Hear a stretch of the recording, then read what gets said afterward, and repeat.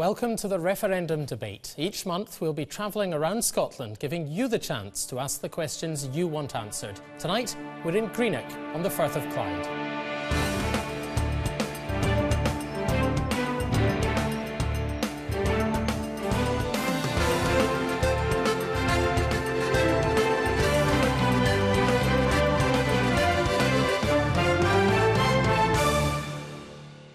Our panel are SNP Culture Secretary in the Scottish Government, Fiona Hyslop, Scottish Labour's Deputy Leader, Anas Sarwar, comedian and actor Sanjeev Kohli, and journalist and blogger Alex Massie.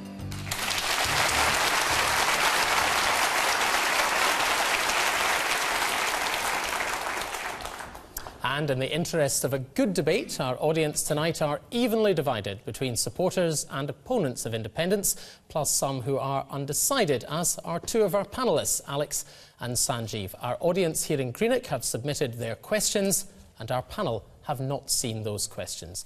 And our first question is from Jim Watson. Mr. Watson. Would removing Trident leave Scotland open to attack? Fiona Hyslop. No. I think in terms of the defence needs in a modern nation, Trident is not what Scotland needs. We know the vast majority of people think that Trident should be removed from Scotland. We have the opportunity to do that.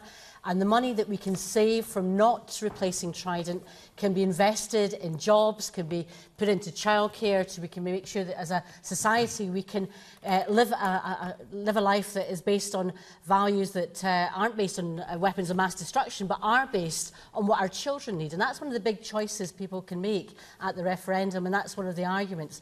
In terms of defence, there are certainly other means and mechanisms internationally, and indeed if you're now getting some of the senior defence staff in the United Kingdom questioning the replacement of Trident, I think you can realise that this is one of the big issues that people can make a decision about. There's an opportunity in September to make sure that this country, our Scotland, can be one that does not have weapons of mass destruction on our soil.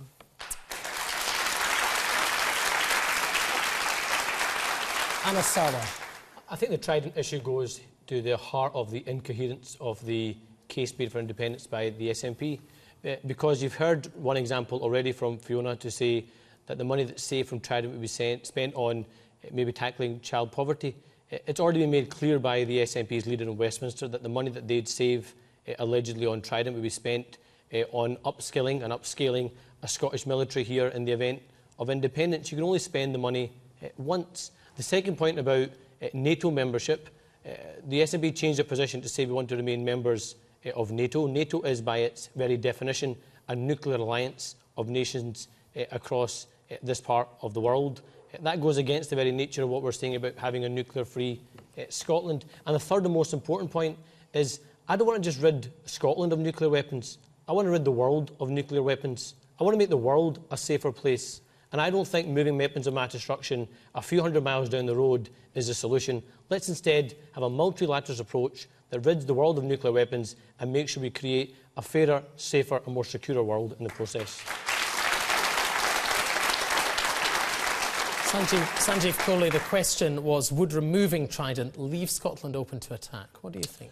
Well, I mean, I agree with Anas in the sense that I agree, I'm sure most people, unless they're naturally violent, would agree with multilateral removal of nuclear weapons, but I don't see why Scotland can't start with unilateral removal of nuclear weapons. I don't think we need them. I think, you know, I'm possibly naive in saying this, but I just don't think, you know, as someone who is very much swithering on the whole independence debate, I have to say that's one of the instances where I would swither in the direction of independence. I think that they were landed on our doorstep, and it did make us a target for attack, and I sooner would rather see Scotland rid of all nuclear weapons and the money spent on better things. That's probably my reaction as a human being, as a father, but that's kind of where I stand. Alex Massie, you say you're swithering as well. So which does this persuade you in one direction or another? And of course, you know, bearing in mind where we are, that these these weapons are just across the Firth of Clyde and obviously a source of a considerable number of jobs here. Well, yes, they're just across the Firth of Clyde, so I suppose the good news is that Dunoon will get it first. Secondly, this is a non-issue. The notion that this is the sort of thing that you should base your vote upon in the referendum and so on strikes me as being both banal, trivial and tedious. Nuclear war. The question was removing Trident, would that leave an independent Scotland open to attack? The answer is obviously no, it wouldn't. I mean, attacked by whom? And even if an independent Scotland were quixotically to try and retain nuclear capability, which of course nobody is proposing because such a thing would be an absurdity, it wouldn't deter any attack. This is, as I say, a non-issue. It is true, as Anas Sarwar says, that there is a certain incoherence in the SNP's approach. That is, that they dislike the idea of nuclear weapons being based in Scottish waters, but they are quite happy to be part of a defence alliance that is guaranteed by nuclear weapons. That is, they want Scotland to be nuclear free, but they want to live within or beneath a nuclear umbrella led by the United States. And that's fine. But, you know, the answer to the question is no. And I think this is not really the sort of issue that we should be talking about in terms of what is a fairly momentous decision. It's about something rather bigger than nuclear weapons and SNP defence policy. OK, well, I'd encourage you to put your hands up and contribute to the debate if you want to contribute, if you have a point, especially given, as I say, where we are and the relevance to this particular part of the world. So put your hands up. But Anas Sarwar for now. Alex picked up on the trivial point of this. The reality is the choice we face on the 18th of September is about what's best for people that live here in Scotland, about what's best for your jobs, your pensions, your safety and your security. And what we've seen from the Nationalists is an attempt to make it a referendum on something else. Nuclear weapons are bad, they're wrong, it doesn't make independence right. We've heard about Iraq. Iraq was wrong, it was a mistake, it doesn't make independence right. The Tories are bad, the Tory government is a mistake, it doesn't make independence right. Let's actually have a debate and an argument based about what's best for people here, and that's making sure we keep the safety and security being part of the UK, but more importantly move on to a debate about what's best for here in Scotland and how we tackle the real issues like the cost of living crisis, youth unemployment and making sure every pensioner has dignity in retirement. Let's talk about the kind of Scotland. Let's talk about the kind of Scotland and the kind of society we want to live in and the kind of society we want to bring up our children in. Let's not talk about trivial issues like we see from the Nationalists. All right, Fiona Hyslop. I think defence, I think the Iraq war are far from trivial.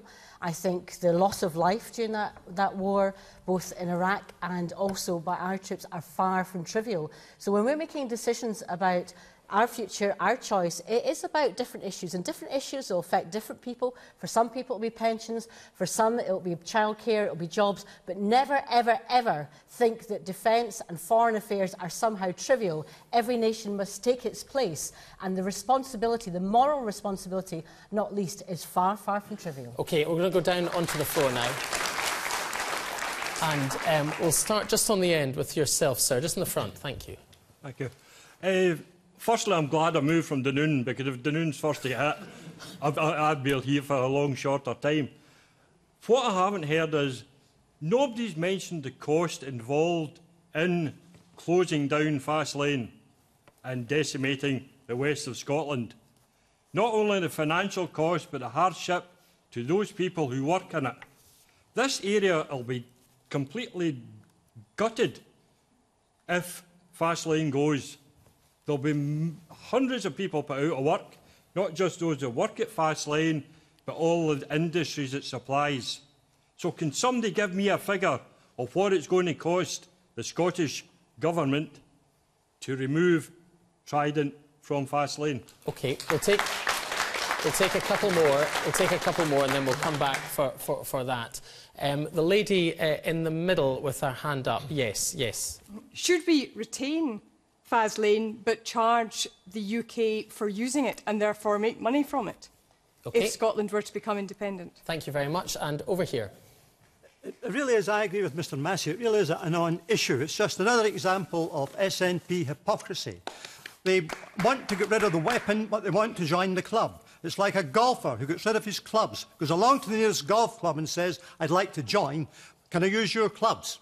This is the membership of NATO, which the Scottish National Party is now in favour of, having been opposed for some time. How do you square that circle? Well, we'd be the same as 25 out of the 28 members of NATO who don't have nuclear weapons.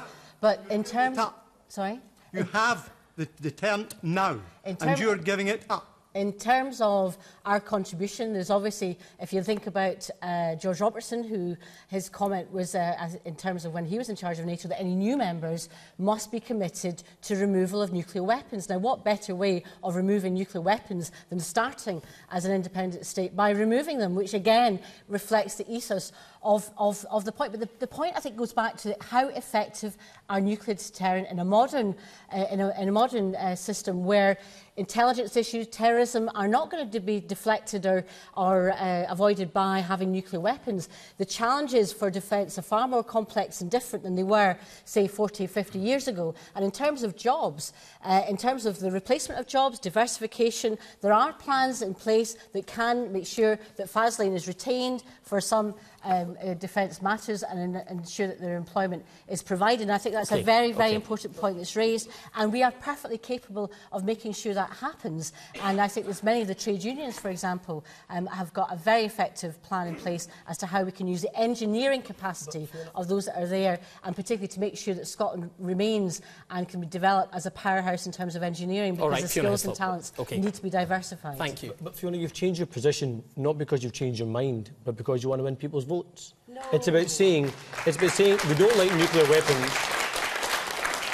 And actually, Angus Robertson said so at the SNP conference when the position was changed. It's like saying we oppose nuclear weapons, but actually want to join a nuclear club, just as the gentleman said in the audience. It's like Alex Salmond arguing for years and years that sterling was a noose around the neck of Scotland, and we actually either needed to join the euro or a separate currency to get genuine independence. But now say we'd keep the pound as part of the UK. All right. It's not about changing your mind; it's about changing your position, because you know the electoral numbers don't stack. Thank you both. No, for now, thanks for the moment. We'll come down into the middle. The gentleman in the middle with the glasses and the striped shirt. Yes, hang on a second, sir. We'll bring a microphone to you. There's been so much talk about defence and defence and defence, but weapons of mass destruction or nuclear weapons, they're actually one of the last resources we need. The first thing we need to discuss is what will happen to the Scottish military, Scottish Army, Scottish Navy and Scottish Air Force. What about them? How are we going to manage to separate our troops from the whole of the UK Union Army, military, Army, Air Force and Navy? Thank you. Thank you very much. The lady in the middle, right in the middle of the audience. Yes. Mr Sarwar says that we are just moving the problem down to England, but this vote is not about England. We can't say to them, you need to get rid of it as well. This is just about us. We haven't got a vote for what they're going to do with it. So that's fairly pointless. And I would also like to say that you say that they chop and change their mind to get votes and whatever else, and I'm not an SNP voter, I have to point that out. Are you kidding on? Because Labour have went so far to the right that they're practically Tories in red ties to get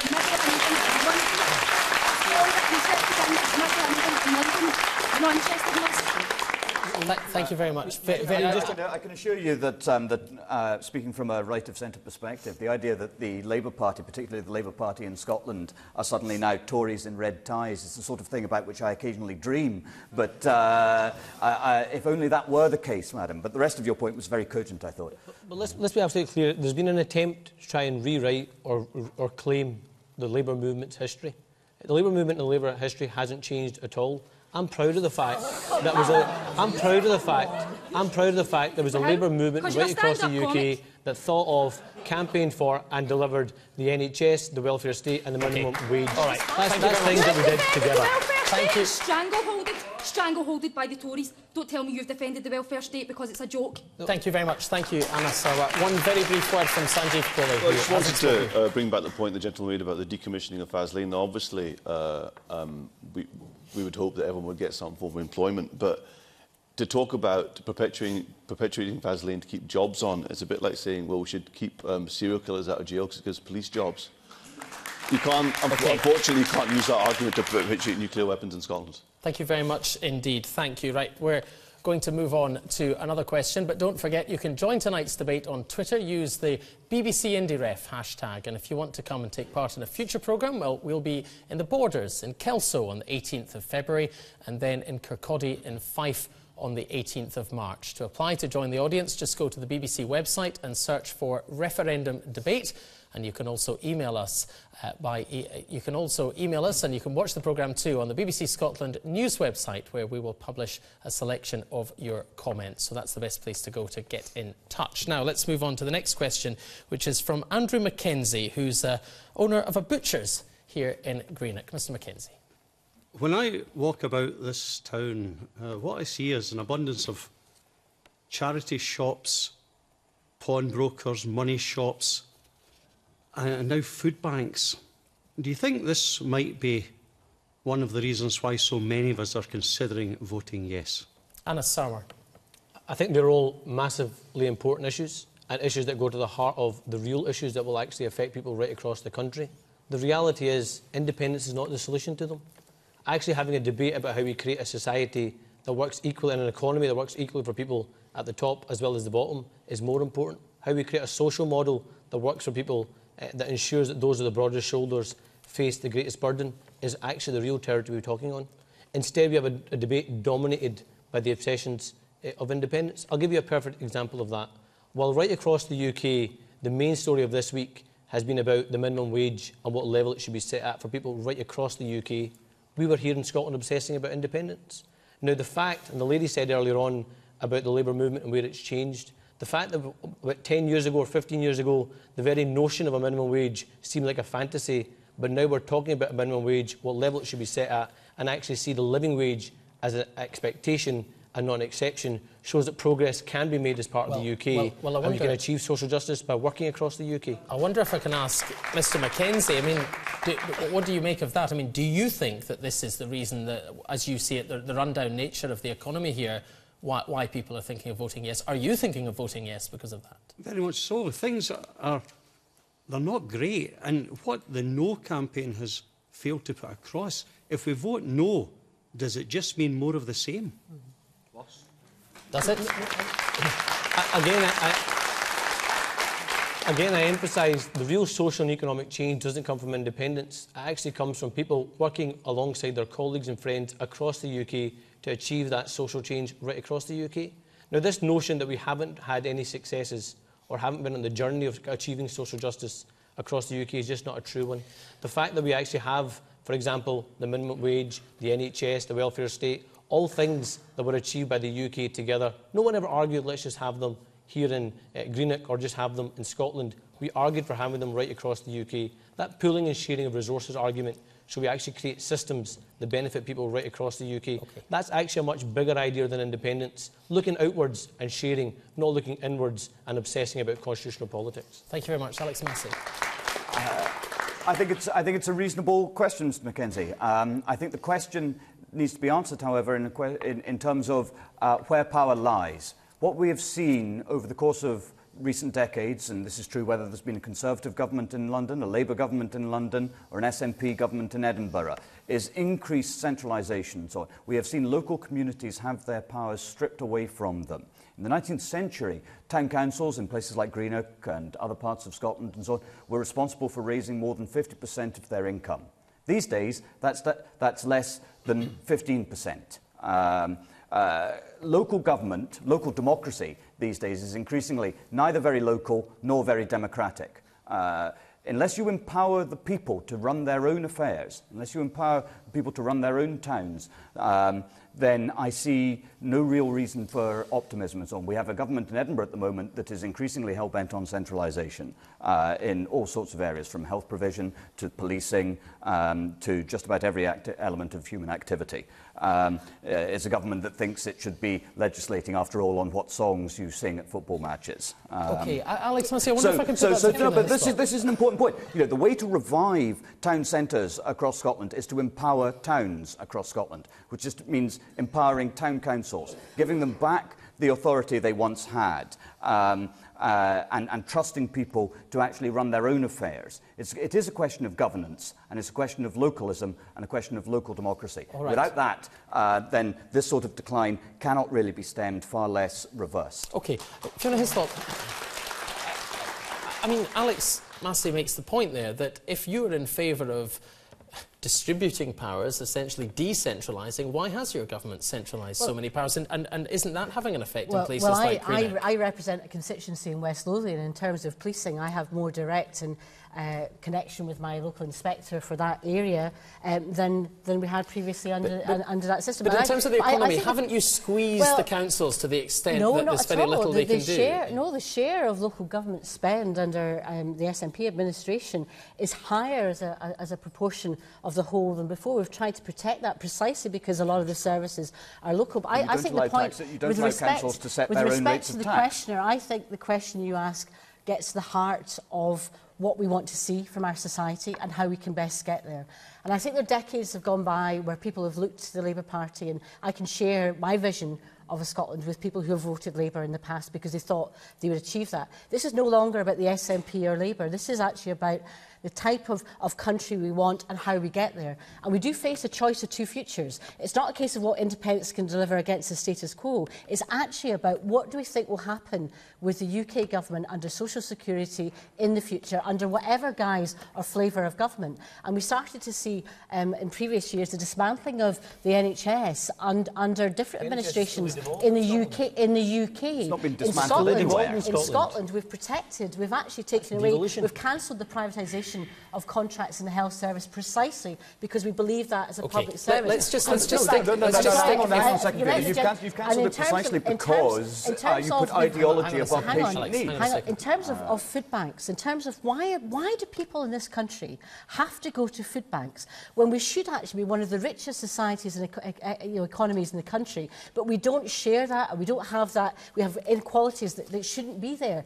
And for me, the way that we can fundamentally get our hands on the levers of power that will help us grow the economy but share it more equally, have powers over welfare and social security, and to help build that positive future for people. For me, that's a driving force as to why I want to see a yes. I just want to go back down to the audience and then Sanjeev Kohli, who hasn't spoken on this subject. So just down into the audience first, and the lady in the front, in the pink. Yes, madam. I would just like to point out to Mr Sarwar that he's ignoring the fact that according to OECD figures, the UK is the fourth most unequal country in the civilised world, in the developed world. You're totally ignoring that, and there is no sign of that changing under a UK Westminster government. OK, thank you. No, I'll take a few first. The lady just there, yes. Yeah, I'd like to come back to a point that Mr Sarwar made about independence being us all focusing on independence, and we really shouldn't be looking at it. It's a huge opportunity for us to vote on a future that matters for all of us. But also I'd like to come back to the point that you made on the national minimum wage.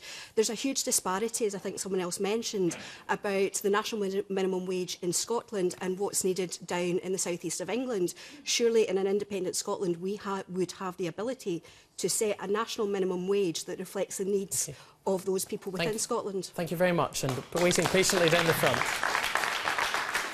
Thank you, and just to address the kind of initial point, my belief is we don't need to look very far back in history to understand that, in times of austerity, which is certainly what we've had over the last 5 to 10 years, the radical and indeed the nationalist opinion tends to increase. And is that a good thing? Are you certainly not, no. And I believe that unfortunately is what's happened here. Yes, times have been hard, but for many, many years, even through the 90s, a Westminster government has served us kind of relatively well in terms of being a prosperous nation.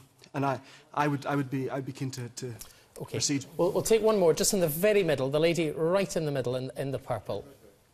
I find it quite hypocritical when you talk about national minimum wage, and one of your colleagues in a recent interview said that because of the levers that we have on our budgets, the Scottish Parliament have, you say that you can only pay out once, yet when questioned on where you would find more money for childcare, you said you would take it away from small business relief. what happens to that businessman that employs 23 to 30 people? How is he going to then increase the minimum wage when he then gets his small business rates relief taken away from him? It just doesn't make sense. The hypocrisy is rife in the Labour Party and most of the Better Together campaign. I just don't understand how you can boo the SNP or boo the Yes campaign, but then when actually questioned, you have not got a great enough answer, a good enough answer. Thank you very much. I will come to you in a minute. I'm aware that Sanjeev Kohli has been waiting very patiently. Well, when I was 5 or 6 and I was sort of thinking about what the future would be like, I was thinking jetpacks and robot butlers. I certainly wasn't thinking food banks in the year 2014. It's ludicrous and it's heartbreaking that these things exist. But I think with regards to the independence debate, it's a bit of a red herring because it's Britain-wide, it's worldwide. There are food banks in Portsmouth, in Warrington, in Newcastle.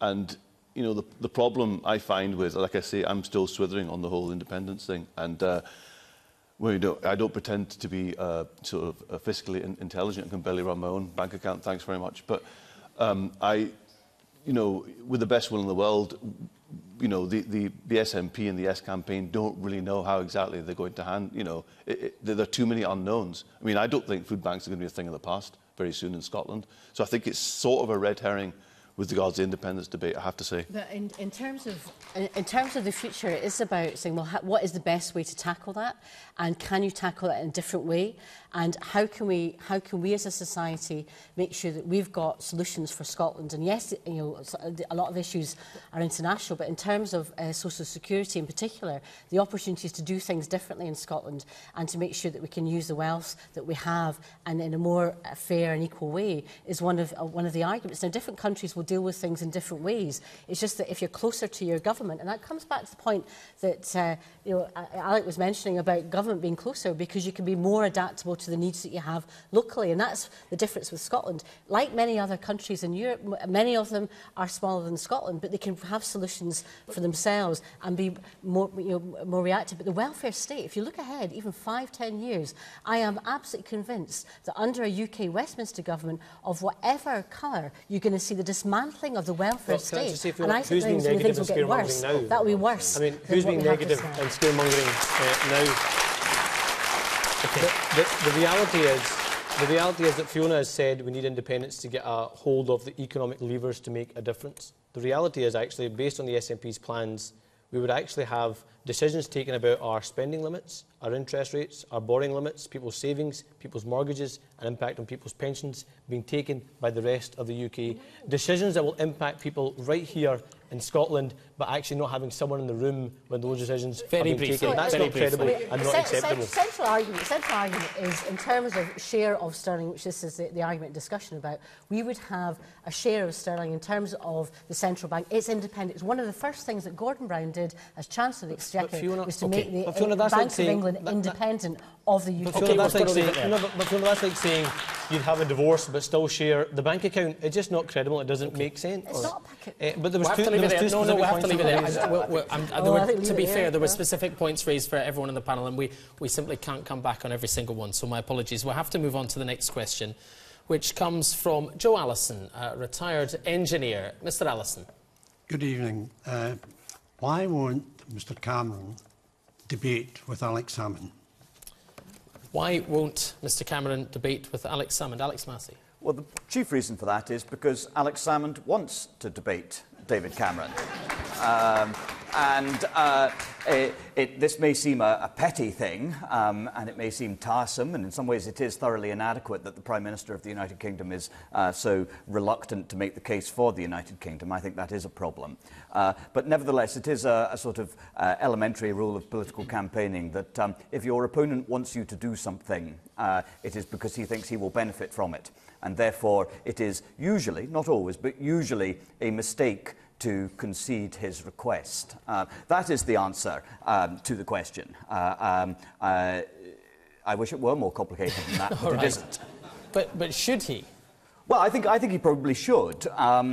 But on the other hand, you know, Mr. Cameron can read a poll just as well as Mr. Salmond can read a poll. And all the polls at present, and this may change, of course, indicate a no vote. So in that sense, why take the risk? Now, I think there is something a little thin-blooded about that, but I can understand why he takes that approach. Sanjeev Kohli. Yeah, I think what's happened here is that David Cameron somewhere has found a big, massive barrel of self-awareness. I think he, and give him credit for that. He's not trying to spin his way out of it. I think he admits that he would fail, but then it does play into the Yes campaign, because I think that there are certain junctions when you see a very big disconnect between Scotland and England. When I see David Cameron's face, there's a big disconnect. When there's a royal wedding.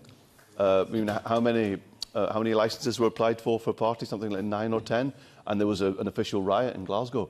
So, the junction of that where there is a massive, almost cultural disconnect. I mean, this is beyond politics, actually. This is just cultural, and it will actually help the Yes campaign, I think. And at least David Cameron had the self-awareness to admit that. I mean, nonetheless, you share something with David Cameron, which is the ambition for a no vote in this campaign. And he is the Prime Minister of the United Kingdom. Anas Sarwar, shouldn't he debate Alex Salmond? Well, let's be absolutely clear. My number one priority is to make David Cameron the next unemployment statistic. So I have no sympathy with David Cameron as an individual or as a politician. But he's still the Prime Minister, so shouldn't he be debated? This is not a debate about the Scottish Government versus the UK Government. It's not a debate about Scotland versus England. It's not a debate about Alex Salmond versus David Cameron. This is a campaign in Scotland, for Scotland, led by Scots. And I think this tedious, constant bickering and hoping for a debate or writing letters about having a debate with David Cameron just actually makes Alex Salmond look very, very childish indeed.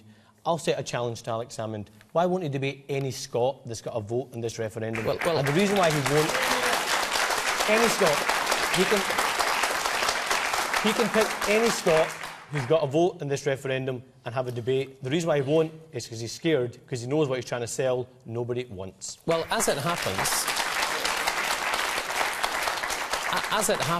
the Chief Secretary to the Treasury, Danny Alexander, has challenged Alex Salmond today to a TV debate, saying, "I am the most senior member who would have a vote on this. He wants a debate with the UK Government. I hope he'll accept the challenge." Will he, Fiona Hyslop? Well, I think people expect there to be a debate and want there to be a debate between Alex Salmond and David Cameron, not just in Scotland, but also, I think, in the rest of the United Kingdom. And I suspect, as things develop before September, there might be more pressure. I actually think probably the points made by Alex have got a great deal of truth about them, but I think the media pressure that may develop, not just here in Scotland, but I think probably in England, may lead to some change. But if the franchise is for Scots, if we in Scotland are going to vote, why should someone in London debate? This is a choice between a system of government where it's the Scottish Government that represents the people of Scotland on all areas, or the Westminster Government. Is it a choice between two systems of government? And the leader of one system of government is the Prime Minister. And if it's nothing to do with Westminster, why are we getting William Hague and every single Cabinet Minister from coming up here?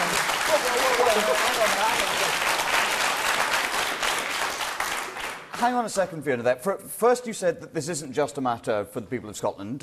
Quite correctly, this is an issue that actually concerns people from all across the United Kingdom. And then you complain about people from other parts of the United Kingdom coming to Scotland and actually offering their views. You can't have it both ways. Let's say one word and then down here. One really quick point. I think it's quite sad that we have a debate about a debate. Actually, what we should do is talk about the real issues that affect people. You've had Professor Hugh Pennington. You've had Professor Hugh Pennington this week question the SNP stance on tuition fees. The response: he's wrong. An independent expert: he's wrong. Let's have a debate with the Prime Minister instead. All right. You've got Sir William Patey talking about an ambassador for 25 years talking about Scotland's place in the world. We said the independent expert is wrong. Let's instead have a debate. Well, for now, let's talk about the real issues. And the reason why they don't want to talk about the real issues is because they don't have the answers to the questions Scots are asking. To be fair, the question came from the floor. So let's ask people, what do you think? Do you think we should be debating the debate, or is this a waste of time? And what's your view on the issue? The gentleman right bang in the middle there, sir, with I think in the blue, yeah. I feel it's Anwar wants it both ways. You're saying it's a Scottish issue. It should be debated amongst the people of Scotland, probably funded by the people of Scotland too. As a lady says, why is English politicians coming up and putting their oar in? It seems as if it's you that want it both ways. OK, thank you very much. The gentleman there, just in the blue, yeah, that's it. What's an independence referendum? Shouldn't David Cameron be trying to keep us part of Britain? So why isn't he trying to sell us Britain instead of just scaremongering and trying to make us scared of leaving? OK, thank you. And the lady just to your right. Should it be about what David Cameron wants? Does he not have a duty? Do the panel not feel he has a duty to come to Scotland to discuss it? And by the way, sending his ministers from Westminster is not a debate, it's just an engagement tool, which is not the same thing. Is it working for you? No.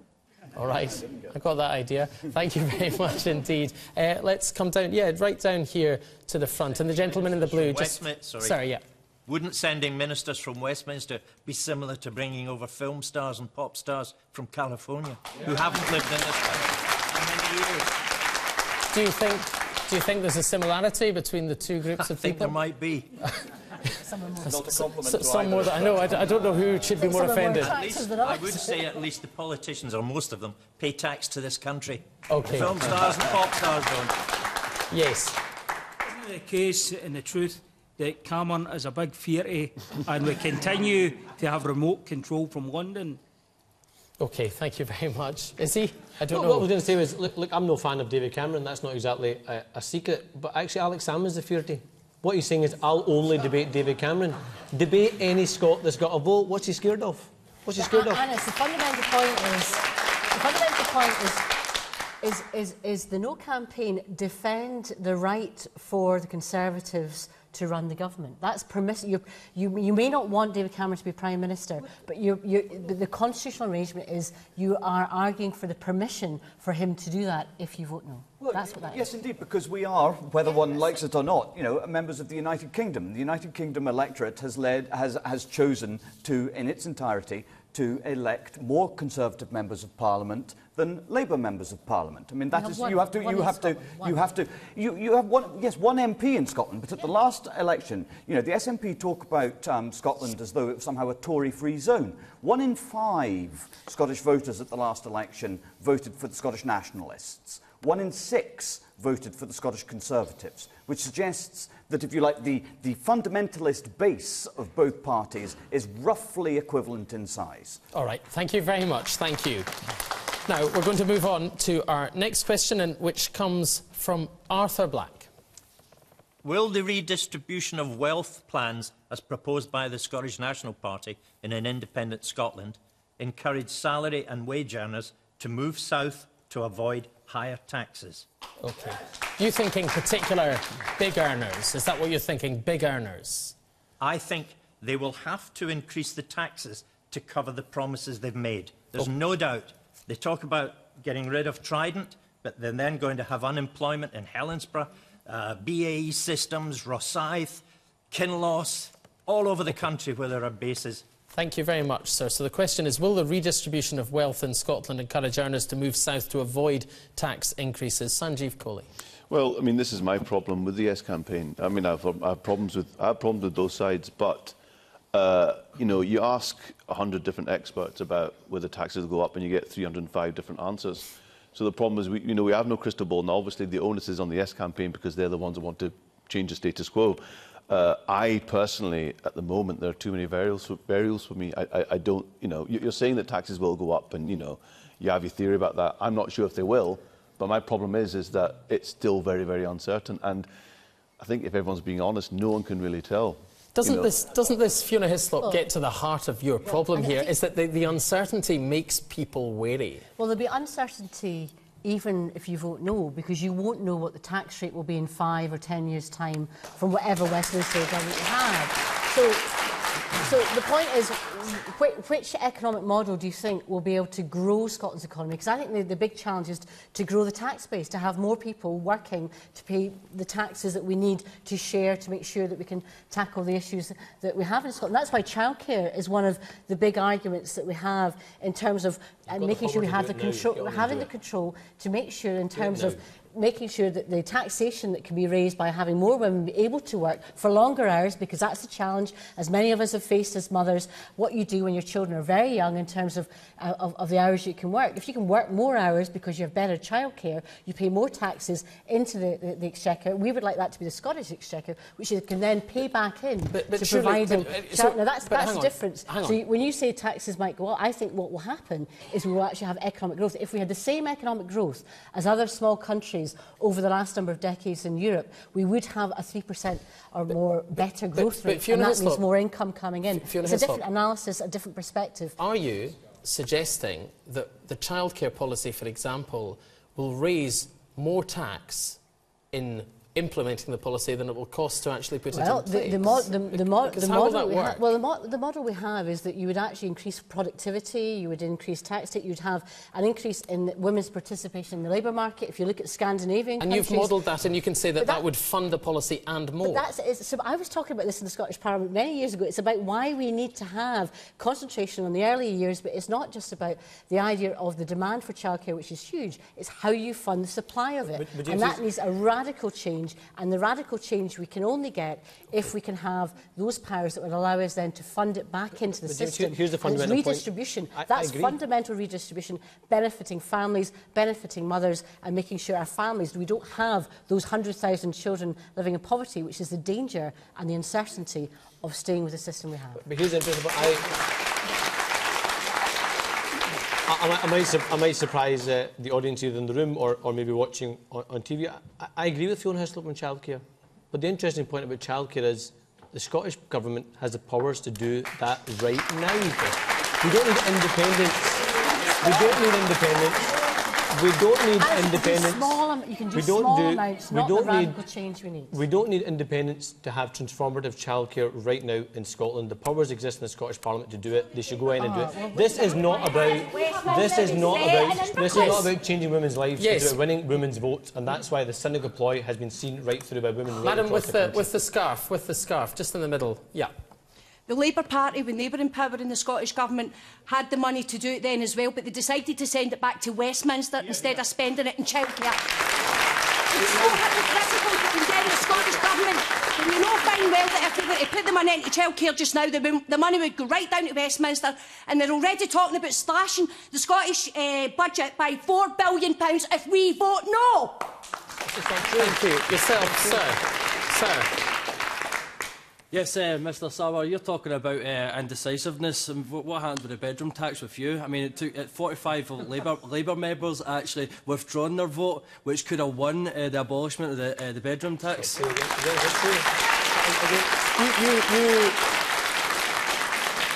You didn't vote to abolish the bedroom tax. That's not true. I mean, it was a parliamentary motion. Didn't vote, though, it was a parliamentary motion lodged by the Labour Party. So the very notion that Labour opposed its own motion is ridiculous. But you didn't vote. I was there for the stages when it was going through the legislative process for the bedroom tax, and we voted against it every single time. Why didn't you vote? Why were the SNP absent? No, it wasn't the final moment. That wasn't the final moment. I voted against all the legislative stages when the bedroom tax was being introduced. I opposed the bedroom tax. Mr Sarwar, you fought so hard not that you get it, but you didn't follow through. I'm absolutely clear that Labour will abolish the bedroom tax if it returns to government in 2015. But again, we're dodging the big issue here.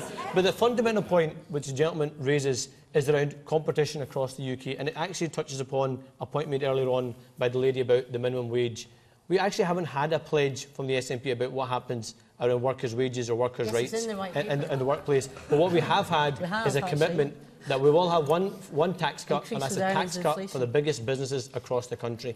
And that is a tax cut of corporation tax for the biggest businesses, at the same time meaning cuts for other services. Alex Massie, what I do want is, and this is the pledge we do have as part of the UK, is to outlaw the misuse of zero-hour contracts, to increase the minimum wage and make sure we have fairness in the workplace. That can happen as part of the UK. I want to come to Alex Massie. It's always lovely to see a member of the Scottish Labour Party get a kicking.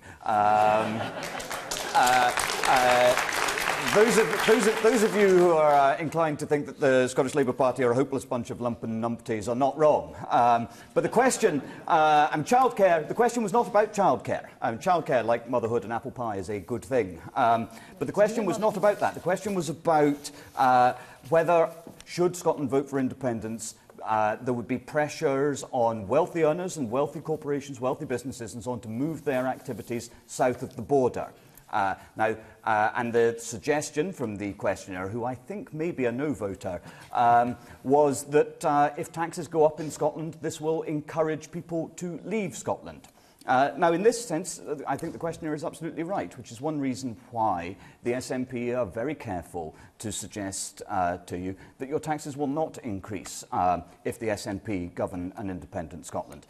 John Swinney has made that quite clear, that in addition to a lower rate of corporation tax, 3% lower than whatever rate of corporation tax is levied at Westminster, that in addition to that, he sees no reason to change rates of personal taxation. But that sounds like a reason for you to vote yes. No, this is all agreeably neoliberal. I think that it is certainly true that those people who dream of a socialist republic in Scotland are going to be sorely disappointed by the facts of life in an independent Scotland, because the facts of life are fiscal facts, and those fiscal facts are conservative, I'm afraid.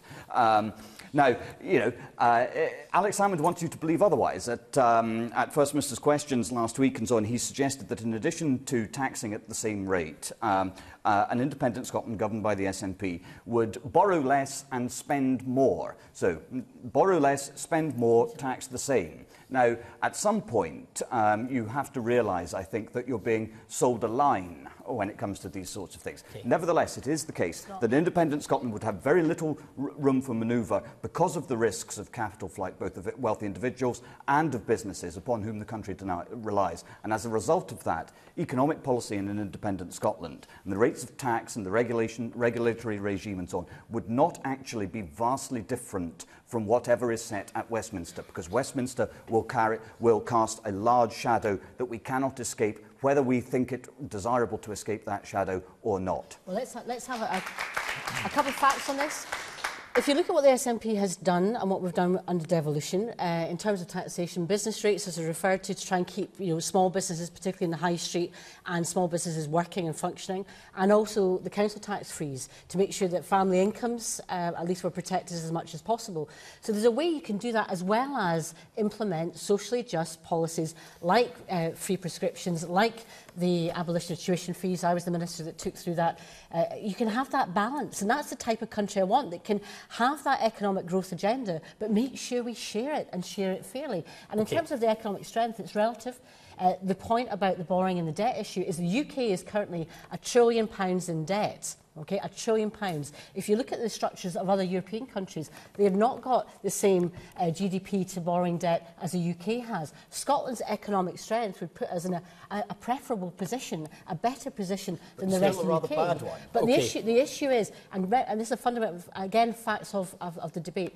George Osborne came up some time ago and said, this independence debate is going to mean that we're going to have less inward investment. Can I tell you, Scotland has outperformed most of the rest of the UK, second again in terms of inward investment. People wanting to George Osborne says something stupid is no reason or justification for Alex Salmond to say something equally stupid. He didn't. Okay, that's it. Let's move on. We'll move on. We have another question. Apologies to those who had their hands up there, but perhaps you'd like to contribute on this, which is from Edith MacDonald. Edith MacDonald. Hi. If Scotland votes no, will we still be in the UK? I mean, in the EU? In the next 10 years, will we still be in the EU in the next 10 years? If Scotland votes no, will this country still be in the European Union in 10 years' time? Anas Sarwar. I'm confident the answer to that is yes, and the reason why I say that is you have the CBI right across the UK saying they're in favour of the UK being part of the EU. You have every trade union right across the UK saying there's benefit from being part of the EU, and you have every mainstream political party right across the UK saying we're better off as we're part of the EU. The reality is that the real test in terms of Scotland's place in the EU comes from this referendum argument and debate. And the most important point is not just the membership itself, but what the terms of that membership means for people right here in Scotland on the rebate, on the EU currency, and on other areas that involve everyday life right here. So the best way of dealing with this is to vote no on this referendum and to make sure if we do have a referendum on the EU, it's one to keep the UK as part of it. Just to remind people, of course, that there is possibly going to be a referendum on the European Union and the UK's membership if the Conservatives win the next general election, assuming Scotland hasn't voted for independence, if that makes any sense. So there are some ifs, but there is a possibility. Sanjeev Kohli, do you think that if Scotland votes no, we will still be in the EU in 10 years' time? I think yes. I think we will still be part of the EU. How can you be sure? Well, that's the whole problem with the debate. I mean, there are so many variables and so many ifs and buts. On both sides, I suppose. Absolutely, absolutely. I mean, it is pure guesswork. But yeah, I mean, I do think it'll still be part of the EU. Yeah, I mean, I suppose it does. If I can go back to the questioner, I mean, are you suggesting that England is likely to vote to leave the EU, and Scotland would therefore be perhaps dragooned out without a vote for the Scots? I mean, there are so many questions about, what happens if Scotland's not part of the EU and if we can't get in and we have to pre-negotiate when the UK is going to be on a referendum soon about whether they go in or out. So, I think what the questioner is absolutely right is the exact same arguments that we make for Scotland to stay part of the UK actually reflect the same arguments about the UK's role in the EU. The fact that we do more business with the rest of the UK than we do with the rest of the world is a strong argument about keeping a single market that benefits Scotland across the UK. The exact same argument about the UK, the trade it does with Europe and the EU is more than it does with the rest of the world, and that's why it makes sense for the UK to be part of the EU. The exact same arguments apply. Why would we break away from a successful single market of the UK and a successful market that's the EU? OK, we'll take a couple more points from the floor. The gentleman 3 rows back on the edge, yeah.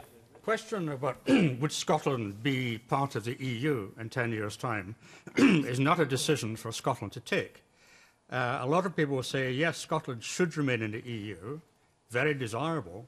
The decision will be taken outside of the UK by other members of the EU, and it's increasingly looking that a number of countries, like Spain, would not want a successful Scotland to be part of the EU because of the possibility of their country breaking up. Thank you very much. And just in front of you in the purple shirt and tie, sir, on the end. Can I say to Mr Sarwar that you only need to go 5 miles along the road from where we're all sitting here to the local yacht club, Royal Greenock Yacht Club, with a membership something under 1,000. I can say with certainty that every businessman in that place is desperate to be out of Europe. And I suggest that that could be replicated around every such club in Scotland.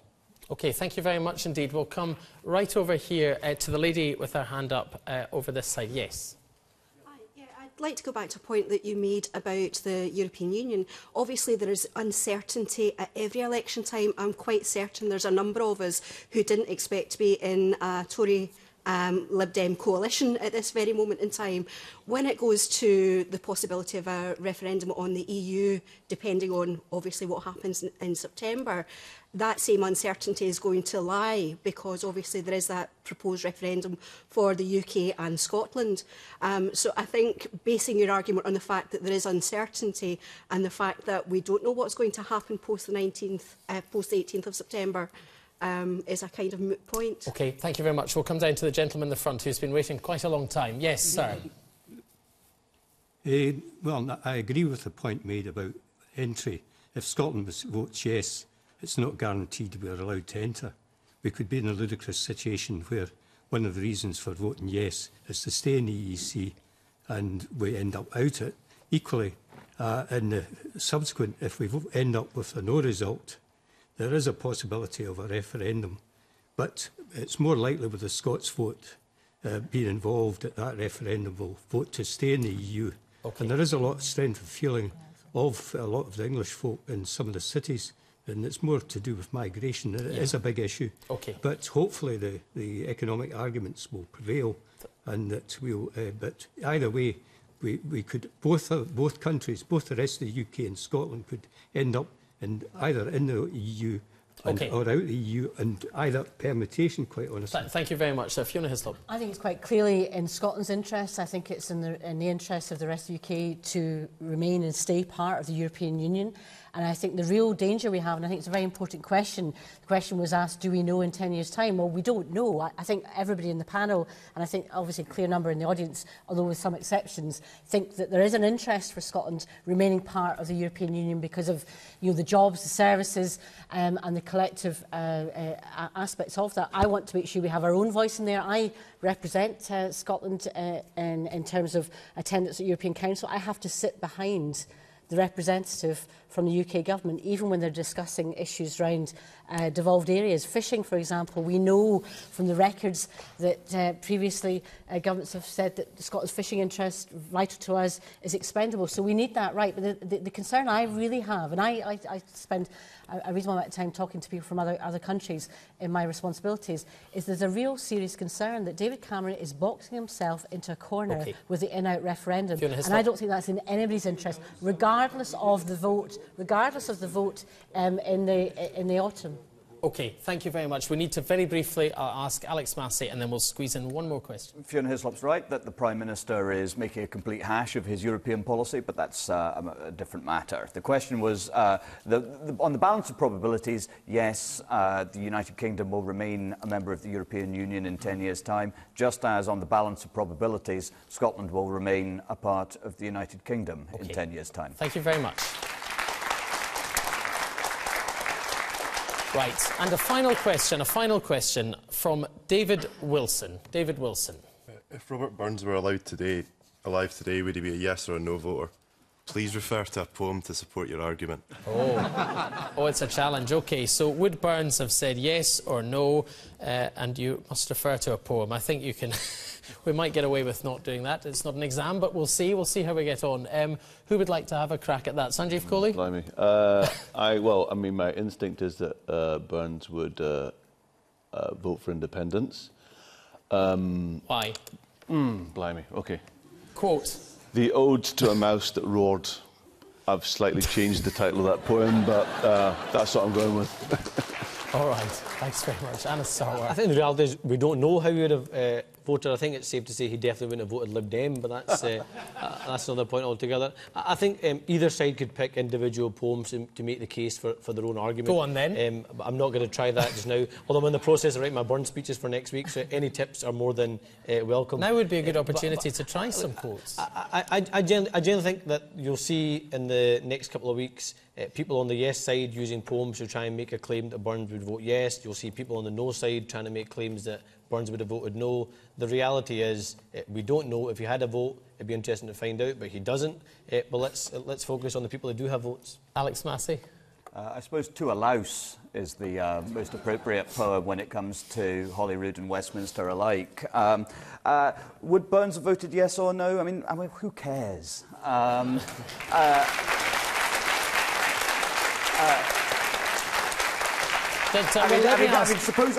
Suppose you claim him for the yes side and so on. Well, then you say, well, Sir Walter Scott would have voted no, and Robert Louis Stevenson, living in Samoa, wouldn't have had a vote at all.